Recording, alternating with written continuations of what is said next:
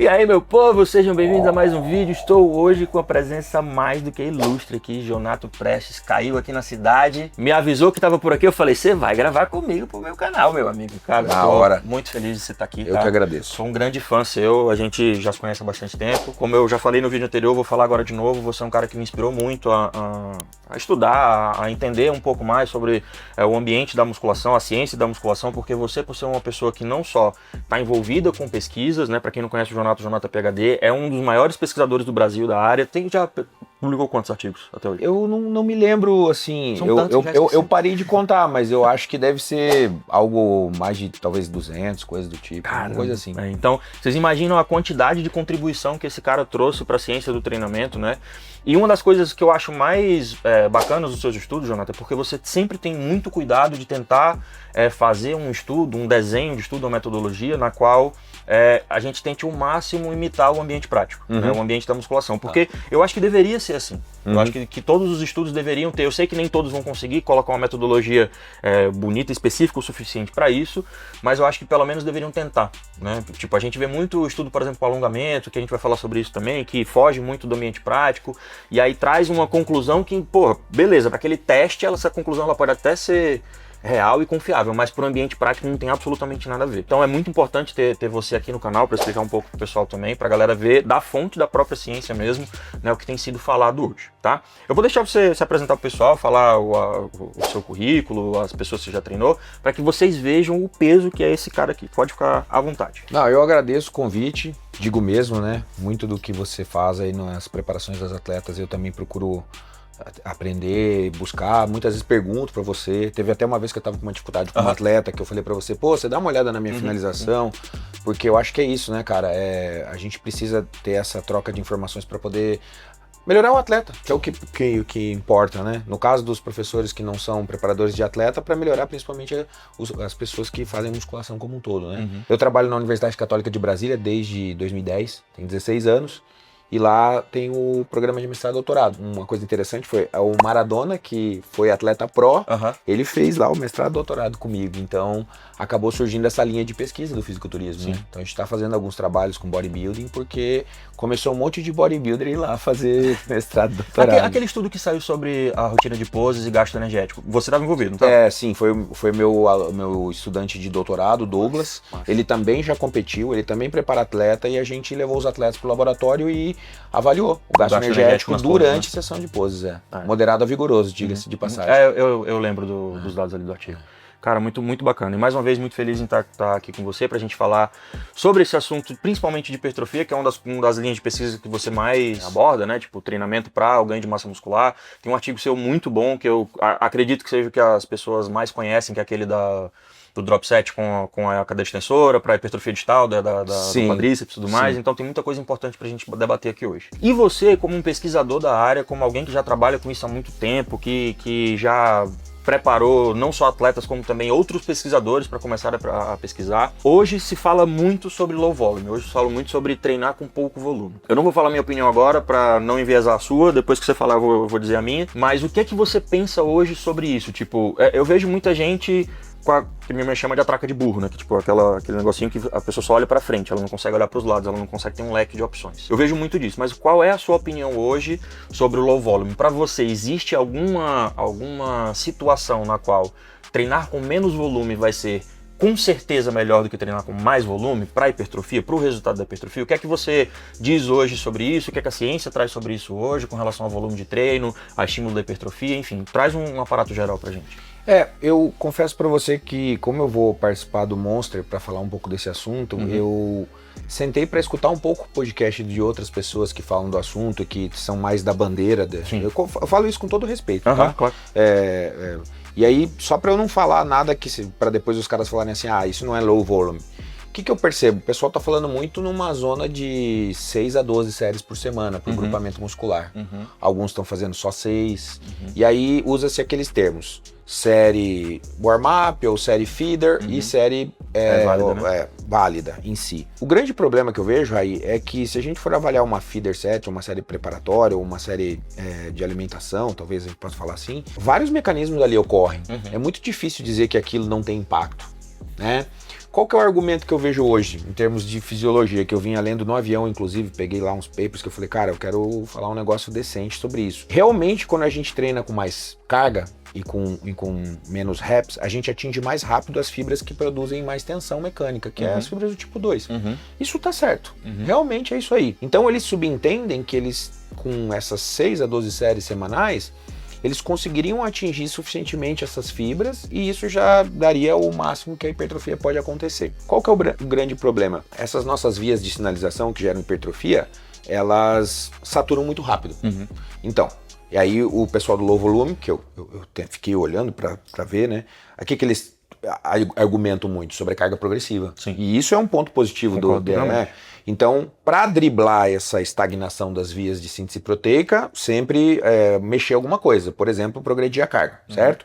Ou, quando eu falo progredir carga, não só aumentar peso, aumentar repetições, também, amplitude, técnica. Eles são realmente estudiosos, dá para ver que eles estudam. Só que eu acho que em algum momento você vai precisar de mais séries porque você precisa de mais diversidade biomecânica, você precisa de mais pontos de ação, torques diferentes. Vamos pegar uma wellness, por exemplo. Eu não sei você, eu desconheço o wellness que tá indo pro Mr. Olympia fazendo low volume. Eu também não conheço. Eu vou ser até mais, um pouco, no nível até abaixo do que você tá falando. Eu não conheço nenhuma profissional. Pois é. Não precisa nem estar no Olímpia, eu não conheço nenhuma profissional que faz com low volume. E para quem tá assistindo a gente aqui no seu canal, é legal vocês saberem isso, porque às vezes a gente fica falando de bodybuilding como só se existisse o fisiculturismo masculino. Sim. E não é bem assim. Eu acho legal a gente levantar, falar do fisiculturismo masculino. Então, quando eu penso no low volume, eu vejo que algumas montagens de treino se adaptam melhor, né, Raí? Por exemplo, empurrar e puxar, que o pessoal fala muito também PPL, push, pull and lower, né? Legal, então assim, eu acredito que vai ter um momento que por mais que a gente mexa nesse treino de low volume, vai ter uma hora que seria importante aumentar um pouco o volume. Sim. Talvez não tão exagerado como muitas pessoas fazem, não estou falando de 40, 50 séries, mas acredito que você consiga chegar em 16, 18, talvez 20 séries com boa qualidade. Com boa qualidade técnica, com boa carga, e aceitar um pouco do que o volume maior pode trazer de benefício. Né? Por exemplo, a maior parte dos estudos, por mais que investigue hipertrofia, na sua maior parte das vezes é só ultrassonografia, cara, com raras ressonância.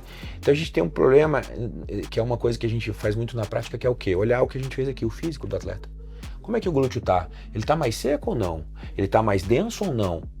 Ele tá mais detalhado ou não? Será que mais volume não detalharia melhor aquela musculatura?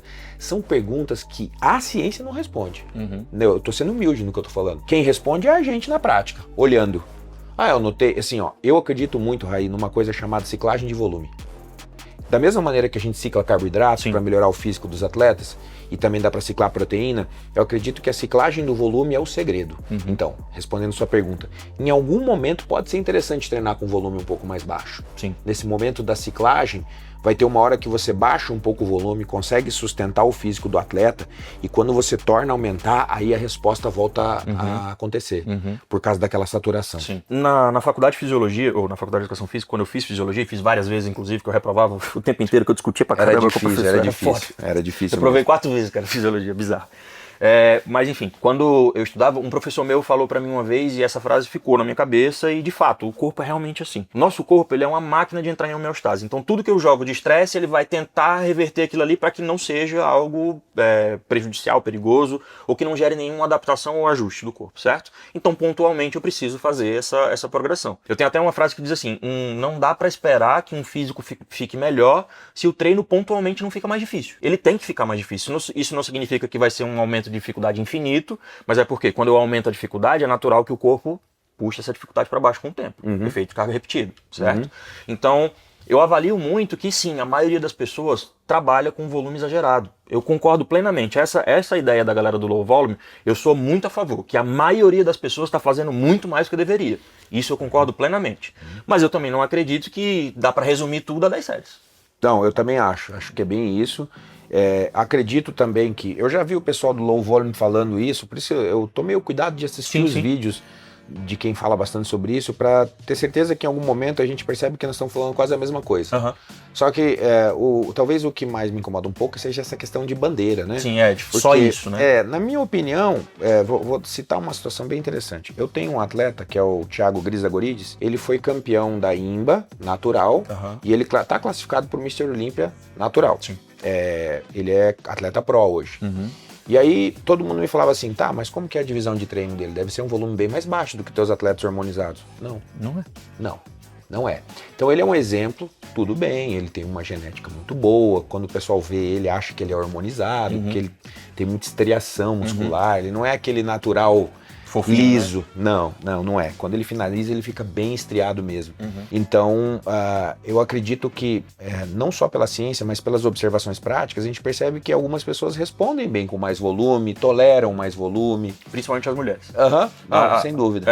Os meus cursos hoje, eles são voltados justamente para poder fazer os treinadores entenderem as diferenças entre treinamento de mulheres e homens. Que não é uma diferença absurda, né? Porque tem basicamente 3 universos, né? A pessoa que acha que é completamente diferente, a pessoa que acha que é completamente igual e a pessoa que entende que existem diferenças, principalmente comportamentais, culturais, e que algumas coisas precisam de um pontuamento diferente. Perfeito. E uma delas é que naturalmente as mulheres respondem melhor, não respondem melhor, mas sim se adaptam melhor a mais fadiga. Então, por exemplo, é mais comum que uma mulher tenda a render mais quando o exercício promove mais fadiga do que um homem. Homem rendendo mais no treino quando esse treino tem menos fadiga e mais carga. Carga peso, de fato, né? Massa que está sendo utilizada. Então é bem observável que as mulheres elas tendem a se recuperar com muito mais facilidade, tem uma tolerância muito maior a volume e que eu consigo colocar um pouco mais de volume para ter mais estímulo. Porque querendo ou não, né, a gente pega 10 anos de estudo sobre volume de treino e vê que o volume de treino é o carro-chefe ali para poder fazer o estímulo para hipertrofia. Existem outras coisas, obviamente, mas quem entrega esse estímulo seria o volume de treino, como se ele fosse a ponte para hipertrofia, vamos dizer assim. E aí, a depender do que você está passando por essa ponte, a gente vai ter hipertrofia de mais qualidade ou menos qualidade, né? Então, eu vejo muito disso, que principalmente as mulheres, cara, a gente consegue ter uma margem um pouco maior de volume de treino. E eu falo isso sendo uma pessoa que, pra mim, funciona muito bem em volume baixo. Sim. Eu treino hoje com o físico que eu tenho hoje, que eu já sou satisfeito com o físico que eu tenho, eu consigo manter, cara, pra ombro, eu acho que eu faço umas 4 séries na semana de elevação lateral. Nossa, só, que beleza. entendeu? E eu tenho outros esportes, hoje eu sou muito envolvido também com esportes de combate, que eu gosto muito de fazer isso, eu gosto muito de treinar, então meus treinos hoje são mais voltados para isso, e pro treino de hipertrofia, cara, é um pouquinho de volume só, tipo, às vezes eu vou treinar dorsal, eu faço 3 exercícios para dorsal, com 2 séries cada um. Entendeu? É bem característico do low volume. Exato. Então eu faço isso tanto para poder ganhar força e potência, porque eu evito fadiga e tudo mais, e para mim já tá mais do que o suficiente, eu respondo muito bem, não me machuco desse jeito, para mim é ótimo. Então eu sou uma pessoa que responde bem com volume baixo, e estou afirmando que não é assim com todo mundo. Eu acho que existem sim pessoas que o ideal seria treinar com volume mais baixo. E como eu falei, a maioria das pessoas hoje, na minha concepção, treina com volume bem mais alto que deveria. Concordo. Eu Talvez até muito praticantes nisso. de musculação tradicional, que nem tem um bom background dietético, não tem um bom background de descanso, talvez não usem as substâncias também que poderiam acelerar a performance ou recuperação. Então a gente vê que essas pessoas seguem muitas vezes o que eles estão vendo no fisiculturismo, e é a parte em que, em vez da gente ajudar, a gente atrapalha, né? E é óbvio que a gente precisa filtrar isso. Então, uma outra característica que eu vejo se a gente for pensar em treinos com pausas muito longas, que é o que se pressupõe, 2, 3 minutos, só vai dar certo se realmente for low volume, porque senão o treino vai ficar muito extenso. 2, 3 horas ali, nem todo mundo vai ter esse tempo pra poder fazer. Um perfil de pessoa que não vai se encaixar bem com isso é o próprio personal, porque ele tem 1 hora para trabalhar com a pessoa, né? A gente tem que pensar nisso. Mas sabe uma coisa que eu andei pensando, nesse raciocínio todo que a gente está fazendo, desde que eu vim no voo estudando aqueles artigos e tal, é que talvez as atletas nossas do feminino, elas suportem bastante volume de inferior, talvez porque até a gente tem que raciocinar que no superior o volume delas acaba obrigatoriamente sendo mais baixo. Eu falo então, muito a gente teria que pensar sobre isso, porque o equilíbrio do volume semanal como um todo, né? Vamos pensar orgânico assim, ali. Vamos pensar que você também já preparou algumas figures, é a minha categoria preferida no caso, né? A gente aí já vê um volume de superior um pouco mais alto, mais treino de deltoide, mais treino de dorsais, né? Ainda assim, menos treino de peitoral, menos volume de peitoral, elas não têm essa necessidade de treinar o braço como um bodybuilder vai precisar. Então, eu acho que a gente precisaria, ao menos, considerar esses fatores. Com certeza, com Né? certeza. Eu acho que isso muda. Talvez o bodybuilder do masculino, ele se encaixe num volume que pode ser às vezes considerado, talvez por nós, moderado, porque ele vai ter que descer além em tudo, né?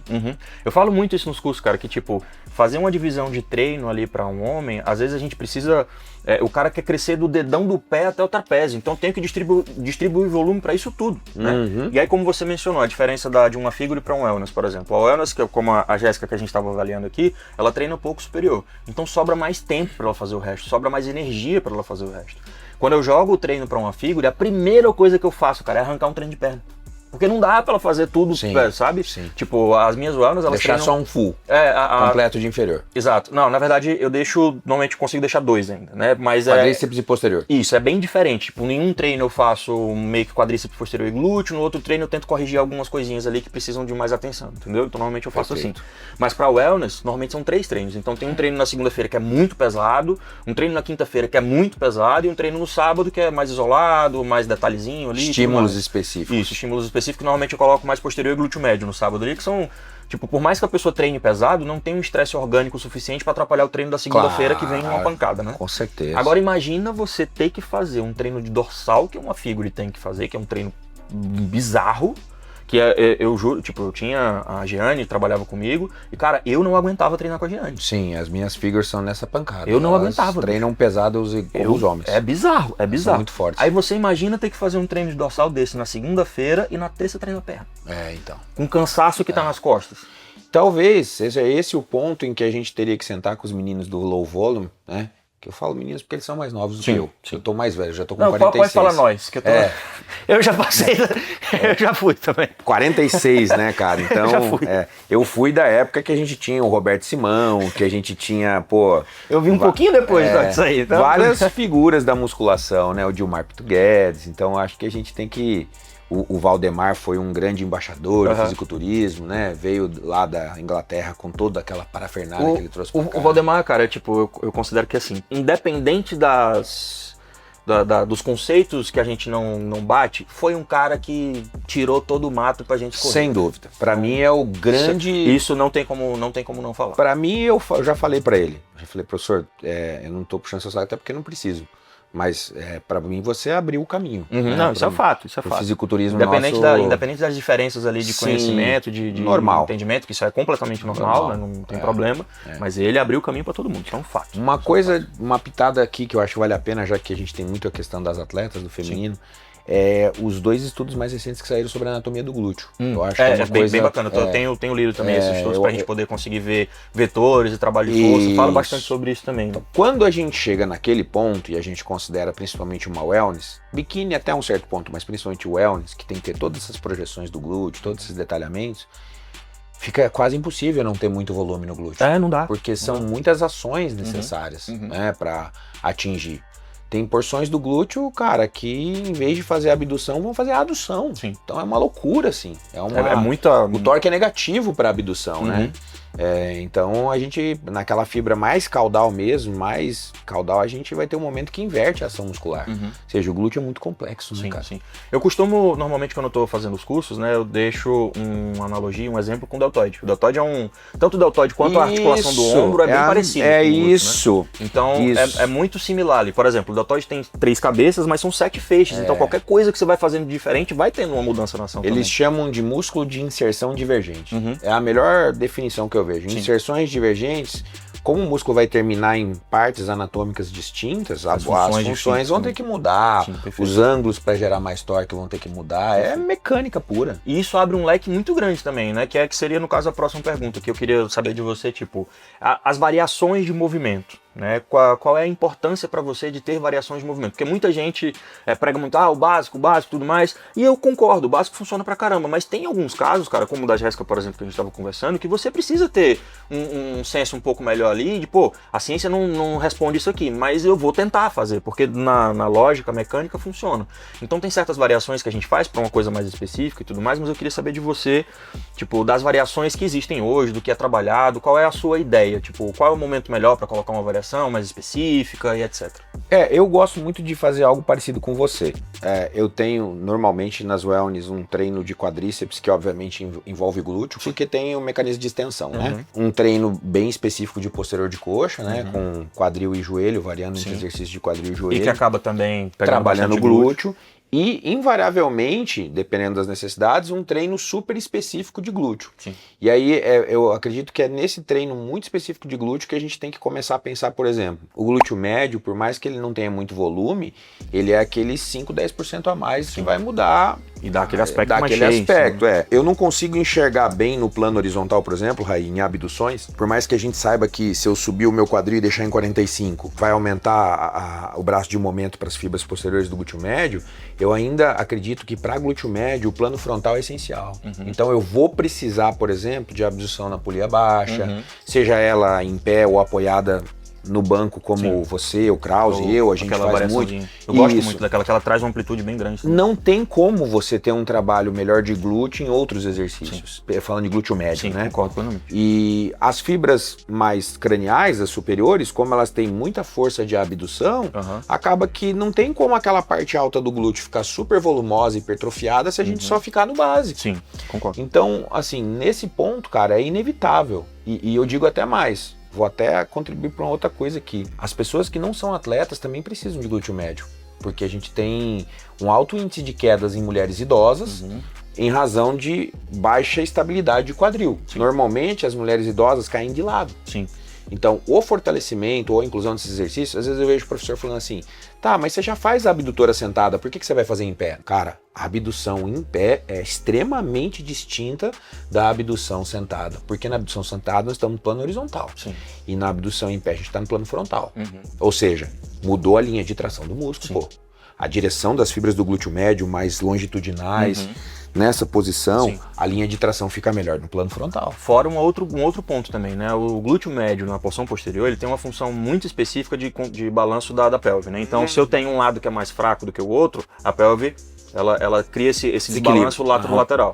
E isso, inclusive, é um dos grandes causadores de assimetrias do físico. Então, um lado normalmente fica um pouco menos envolvido do que o outro e dores na lombar.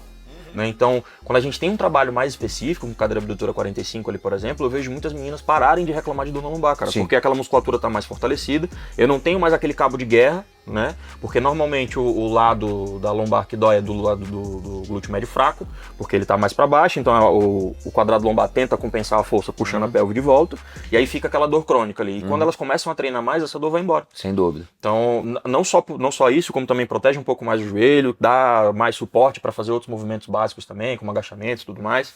Então, eu concordo plenamente com tudo isso que você está mencionando agora. Mas para a gente poder tentar mudar um pouco e não falar só de treino também, mas puxar um pouco para dieta, eu queria saber uma estratégia sua e que tem a ver com treino também. É porque assim, muita gente hoje fala sobre a questão do carb cycling, né, que você mencionou e tudo mais. E algumas pessoas têm a ideia e a hipótese de colocar um carbo mais alto justamente no treino de grupamento muscular que a pessoa quer hipertrofiar mais, achando que isso vai de alguma maneira trazer alguma hipertrofia. E aí eu queria saber qual a sua opinião sobre isso, né? Se você tem algum embasamento científico para poder falar a sua opinião, ou se é mais questão empírica. Eu também tenho a minha opinião sobre esse assunto e a gente pode debater depois. Tá, o que eu vejo muito, né? Agora começou a sair alguns estudos, tinha alguns mais antigos, alguns estudos com biópsia de músculo, mostrando o cara fazendo um treino exaustivo, tipo 10, 15 séries, até a falha todas, e o pessoal vai lá e mede glicogênio muscular depois, né? Sim. O que acontece, cara? Mesmo quando a gente vai até a falha total, mesmo num treino muito pesado, a gente não chega a consumir 50%, no máximo 50% de todo o glicogênio que o músculo tem. Só que a falha vem bem antes. Sim. Então isso já está demonstrado em humanos. Ou seja, você vai ter tetania, você vai ter incapacidade de contração, tudo parou, você não aguenta mais. Se você for lá e for analisar o glicogênio muscular, ainda tem. E aí a gente poderia pensar várias coisas. Quando eu tô comendo carboidrato um dia antes do meu ponto forte, porque o carboidrato, ele vai sofrer digestão, vai fazer todo aquele processo. São 24 horas. Né, isso, então. 24, 48 horas para realmente o glicogênio chegar lá. Então, talvez eu só pensar que eu tô comendo carbo no dia, por causa do anabolismo da insulina, ok, tudo bem. Mas se eu estiver pensando em estoque de glicogênio, talvez não faça tanto sentido como a gente imaginava antes. Cara, a Ângela tava uma semana antes do Mr. Olympia, uma semana antes do Ohio, e ela tava descendo pau no treino, cara. com uma dieta controlada, não era uma dieta restritiva, quem fazia era o Adam, né? Sim. E eu sempre acompanhava, muito boa a dieta dele, o drop calórico bem pequeno, assim, bem controlado. Eu gosto de fazer isso também, mais longo e... nada de... né, ladeira abaixo com as calorias e com os carboidratos. Então, cara, praticamente ela não perdia performance. Né? Então, isso eu acho que o carb cycling, cara, ele mais serve pra gente aumentar a sensibilidade à insulina, e isso pode ser bom pra hipertrofia em algum momento, do que a gente pensar que ele tem que ser no dia tal ou no dia assado. Talvez acho que a estratégia seja essa. Concordo plenamente. Eu costumo fazer o dia de carbo alto no dia do treino mais pesado, não pensando na hipertrofia, mas pensando na performance. Porque o que é que acontece? Se a pessoa treina, vamos lá, ela treina ali mais ou menos umas 2 horas da tarde. Eu tenho que analisar não só o fator fisiológico dela, como psicológico também. Então você imagina um atleta que já está há 2 semanas num deserto com fome e naquele dia ela tem mais carbo. O treino vai destruir. Então, naturalmente, tipo, eu coloco mais carbo ali quando necessário, quando eu tô fazendo carb cycling dentro desses treinos, porque é um treino que é mais pesado, é um treino que necessita de um pouco mais de calorias e que aquele reforço psicológico, por ela estar comendo um pouco mais, vai fazer com que ela performe melhor. Isso pra mim é muito melhor pra hipertrofia do que pensar que o carboidrato tá fazendo alguma coisa pra musculatura. Não, eu concordo plenamente. Eu costumo usar esse raciocínio também. Por exemplo, não só isso, falando da interação entre a dieta e o treino. Por exemplo, se eu tô com uma figure, eu normalmente falo pras meninas assim, ó, terminou teu treino dorsal, é que às vezes elas não são só atletas, são professores. Sim, a maioria. Eu falo assim, cara, não faz o cardio depois, faz o cardio em outro horário. Quando é aquele músculo que ela tá muito interessada. E naquele dia ela comeu mais por causa disso que você falou. Porque só dela comer o carbo, o sistema nervoso já muda totalmente. Sim. A prontidão para treinar fica muito melhor. Ou seja, faz sentido no treino que vai ser mais pesado ter naquele dia mais carbo por essas coisas que nós estamos discutindo. Sim. E, por exemplo, aí tem dias que você tem aquela figure que já tá com aquela coxa bem seca, que ela não precisa aumentar o tamanho da coxa. Pô, hoje então, posso terminar meu treino e fazer o cardio? Pode. Então eu acho que todas essas estratégias, elas vão mudar de categoria para categoria, de atleta para atleta, de ponto fraco para ponto fraco. Mas sim, eu também acredito que o treino que demanda menos estresse no geral é o dia melhor para você colocar um carbo mais baixo. Sim, faz sentido. Concordo plenamente. Porque é um dia que a pessoa não vai precisar de tanta energia mental e física assim para poder suportar aquele treino. Cara, treino de quadríceps é um inferno. Nossa. Não tem como. Quando você envolve... Se você precisa melhorar ele, nossa. A partir do momento que a gente coloca agachamento, leg, a fundo, cara, cara. Se você tiver com o carbo baixo é muito difícil. Já foi, né? Nem dá. É como se você treina pesado de verdade, né? Porque é o que a galera fala, tipo, eu vou treinar todo dia. Não tem como treinar todo dia e treinar pesado ao mesmo tempo. Não dá. Algum treino vai ter que ser um pouco mais leve. E aí vem pra mim a última pergunta pra fazer pra você, com relação à divisão de treino. Eu costumo dividir o treino, principalmente das minhas wellness, mas eu não quero falar especificamente sobre fisiculturismo, porque a galera que assiste aqui no canal assiste também para poder ver, são os atletas e tudo mais, mas nem tem muita todo mundo Mas tem muita gente, principalmente muitos profissionais, que trabalham com um público que não é atleta, entendeu? Que não tá nem perto de ser atleta. E nos meus cursos eu sempre falo que, tipo, o treino de um atleta, cara, ele não difere tanto de uma pessoa comum. A divisão de treino, o volume de treino, acho que o que mais pode ter uma diferença ali é que o atleta vai além na fadiga, às vezes a gente consegue colocar um pouco mais de volume, porque não é só sobre a tolerância do atleta, mas o que ela precisa fazer também. Então, tô mais cansado, mas vai ter que fazer, não tem muito o que conversar, né? Concordo. Então, eu não costumo ter uma diferença tão grande do treino das atletas para as não atletas. Eu trabalho com os dois públicos, então eu consigo passear muito bem por esses lados sem ter tantas diferenças assim. É tanto que nos cursos presenciais, quando eu tô treinando algum atleta lá, no final eu pergunto, pessoal, tem alguma diferença desse treino aqui pro treino que você passaria para alguma pessoa aqui no salão? E todo mundo concorda que não tem. É um treino muito, muito parecido. Mas com relação à divisão de treino, como que você costuma fazer? Por exemplo, uma pessoa que chegou para você, ela tem disponibilidade para treinar 5 vezes na semana, tem tempo bacana para treinar, ela se alimenta bem e tudo mais, e ela quer hipertrofiar mais os inferiores no geral. Como que você dividiria esse treino? Eu já até vi você falando sobre isso também, eu tenho uma visão um pouco parecida. Eu acredito e se tiver divergente também, não tem problema, você sabe que... Não, tranquilo. Assim, eu acredito que quando você tem uma pessoa que tem muita facilidade de glúteo, muita facilidade, e você tem 3, 4 treinos na semana, talvez você possa fazer um de quadríceps com glúteo, um de posterior com glúteo, ok. E aí o resto fica superior, talvez 1 ou 2 divisões. O que for necessário. Isso. Quando você pega o personal, que às vezes no máximo 3 vezes na semana treina a sua aluna, para ele talvez faça muito sentido, primeiro treino da semana um quadríceps com glúteo, aqui no meio um full completo de superior, e lá posterior com glúteo, né? Eu acho uma divisão excelente. Para uma mulher que teria 5 vezes na semana, eu acho que faz bastante sentido você ter talvez um dia de dorsais específicos, criando mais detalhe, né? Mais variação. Até para dar aquela cinturada também. Isso. Um dia de deltoide, talvez. E aí dá para até nesses dias talvez jogar cardio junto, né? E aí talvez 2 ou 3 treinos de inferiores, que eu acho que é o detalhe. O que a gente vê muito, eu acho? Muita mulher infeliz com o seu glúteo. Não, isso eu trabalho especificamente com mulher, cara, já tem o quê? Acho que já tem uns 6, 7 anos, talvez. E eu não lembro quantas vezes alguma mulher chegou pra mim e falou assim, meu glúteo é maravilhoso, tá perfeito. Eu não quero mexer em nada dele, eu só preciso de quadríceps. É difícil. Nunca chegou essa pessoa até mim, nunca. Realmente. Sempre o glúteo precisa melhorar alguma coisa, cara, realmente. sempre. E aí quando eu tô falando sobre divisão de treino, eu costumo ensinar pra galera, né, pros profissionais que estão ali assistindo os cursos, que os exercícios de glúteo eu gosto de deixar eles divididos em blocos, e isso me ajuda muito na separação do treino. Então se você parar pra ver, por exemplo, os movimentos de glúteo, eles têm alguns que têm uma característica de agachamento, né, ou seja, as variações de agachamento, como o búlgaro, o próprio agachamento tradicional, agachamento sumô, enfim, todas essas variações que envolvem a flexão de joelho e a flexão de quadril ao mesmo tempo, né, fazendo esse movimento de agachamento. Quem trouxe esse conceito, inclusive, foi o próprio Brad Contreras, né. A gente tem o grupamento ali de exercícios de dobradiça, que seriam aqueles exercícios de levantamento, tipo levantamento terra, RDL, stiff, good morning, todos esses movimentos que fazem uma dobradiça no quadril, independente se tem um pouco ou não de flexão ali de joelho, mas com o quadril sendo o principal motor primário. Dominância de quadril. Tem os movimentos de impulso, que seriam os movimentos ali de elevação pélvica, todas essas variações que a gente trabalha com elevação pélvica, e os movimentos de abdução. Se você para analisar esses quatro grupos de exercícios, eu consigo muito bem dividir um treino só com isso.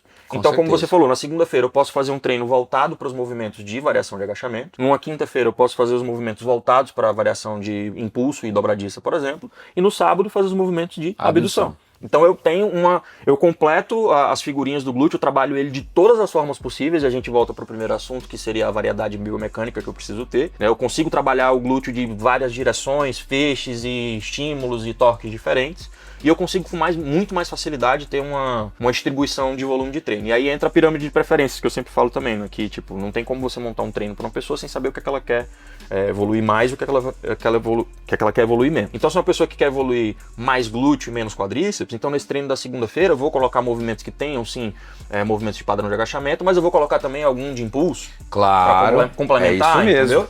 Se o ponto mais fraco é o glúteo e não o quadríceps, eu vou moderar isso, né? Não vou fazer tudo multiarticular, porque não vai fazer sentido. Eu penso bem isso. Então eu costumo dividir em blocos assim para facilitar o pensamento e essa divisão de treino. Não, eu acredito que seja isso. E acredito que às vezes a gente vai ter que colocar muito mais volume de abdução do que de movimentos mais complexos, porque vai depender da estrutura física mesmo. Às vezes a pessoa já tem um glúteo máximo ali bem desenvolvido, aquela parte inferior bem desenvolvida, e tá faltando isso. E aí você tem que ser específico. E vamos falar a verdade. Com exceção das atletas wellness, a maior parte das mulheres normais, elas nem estão tão interessadas na parte caudal, elas estão interessadas na parte alta. É porque é o que dá aquele volume no glúteo, isso, na roupa e tudo mais, né? Então eu acho que é o que você falou, quando a gente tem uma atleta, a gente tem que pensar no que a atleta precisa, e quando a gente tem uma pessoa normal, eu tenho que tentar atender a estética que ela quer. Preferências, que é da pessoa normal, e a pirâmide de necessidades, que é da atleta. O atleta não tem que opinar tem que fazer nada. O que tem que ser feito. Não foi mal, mas não tem que opinar. Não, é verdade. Mas a pessoa que não é atleta, inclusive já discuti com muita gente sobre isso, tipo, tem muitas mulheres que tem uma genética boa para crescer membros superiores, cara, que qualquer estímulo que você coloca já é suficiente. Às vezes até os movimentos de levantamento, que tem muito da tensão isométrica dos membros superiores, aquilo por si só já faz com que ela desenvolva bem. E se essa mulher chega para você e fala, pô, eu hipertrofio com muita facilidade, vamos treinar superior mais leve ou não treinar? Cabe ao profissional parar e pensar, pô, será que realmente não vale a pena eu tirar esse treino até aqui? Psicologicamente. Com certeza, pô. Porque imagina só, não, mas isso aí você não vai crescer tanto assim. Mas, cara, o fato de encher um pouco mais a musculatura por conta do glicogênio e apertar um pouco mais na roupa já vai deixar a mulher já vai deixar ela incomodada. Completamente incomodada com isso. Então. E eu acho que a gente tem que deixar a pessoa bem feliz com a estrutura que ela quer chegar, e não a estrutura que a gente Não é a quer. minha opinião, exatamente, a opinião dela, é o gosto dela. Pô. É como se a gente olhasse uma figure e falasse assim, esse físico é feio porque é um Y, eu queria que fosse maior embaixo, mas... Cara, treina você, perna, então. É isso. Não é isso. Eu falo, cara, ela é atleta, é figure, é isso. O físico é esse aqui, né? Não é uma questão de. Não é gosto, né? Não é opinião. É foda, é complicado isso. Bom, cara, Muito obrigado pelo nosso bate-papo aqui, tá? Eu espero que vocês tenham curtido muito esse vídeo. Por favor, sempre que você estiver em São Paulo, me avisa. Avisarei. A gente poder vir pra cá, gravar pro canal, a gente até poder treinar junto aqui também, fazer um bate-papo. Vamos fazer treino. Eu não vou prometer pra você, porque você falou que vai ficar quieto domingo, eu não sei se eu vou ter tempo suficiente pra fazer isso, mas eu vou tentar te mandar uma mensagem pra ver se a gente consegue fazer um treino junto, fazer mais um bate-bola desse, que eu acho muito interessante pro pessoal, porque, cara, você pra mim é um dos principais pesquisadores que consegue juntar muito essa parte teórica e prática. Muito obrigado, sabe? conta então, comigo. Pra mim é uma honra estar podendo trazer esse assunto aqui pro pessoal, para que eles possam ver também que tem muita gente que acredita que a ciência quer brigar com a prática, né? Quer brigar com o fisiculturismo. Muito pelo contrário, pessoal, a ciência não quer fazer isso, tá? É porque a ciência não tem sentimento, né? Se um fisiculturista tá fazendo um negócio, eles testam e vê que esse negócio não tá dando nada de diferente, ele te avisa, ó. Não faz isso que não precisa. Não precisa. Aí cabe a você escolher ou não o que você vai fazer, né? Isso mesmo. Então tem muita gente que acaba se batendo de frente com essa dicotomia de achar que a ciência está ali para poder mostrar que os atletas estão errados, que tudo que é feito é errado, e não é bem assim, é muito pelo contrário. A ciência quer ajudar tanto os profissionais que trabalham com isso, quanto os praticantes a fazerem coisas que realmente são úteis, né? E que não necessariamente ali não vão trazer nenhuma diferença, ou às vezes até vão regredir a evolução que ela teve, né? Perfeito. Então, cara, muito obrigado. Eu que agradeço. Você é foda, você Valeu é um cara mesmo. que eu sou muito fã. Estarei sempre disponível. Por favor, então sempre que estiver aqui em São Paulo, e você que está assistindo esse vídeo, já deixa o like, já acompanha o Jonato nas redes sociais, é um cara que posta muita coisa sobre isso. Você que é profissional e não segue o Jonato, eu não sei em que mundo você vive. Sinceramente, eu não sei em que mundo você vive. Porque se você trabalha com hipertrofia, se você trabalha com musculação e não acompanha o conteúdo desse cara, não acompanha os artigos que esse cara publica, você estava preso, você estava em Marte, sei lá o que você estava fazendo, irmão. Vai agora no ResearchGate, vai agora no PubMed, bota o nome dele lá e vai estudar agora tudo que esse cara tem pra te falar, que eu tenho certeza que você não vai se arrepender, você vai aprender muita coisa, tá? Galera, tamo junto, mais uma vez, Valeu, meu irmão, pessoal. obrigado. Obrigado, Raí. Valeu. Um abraço.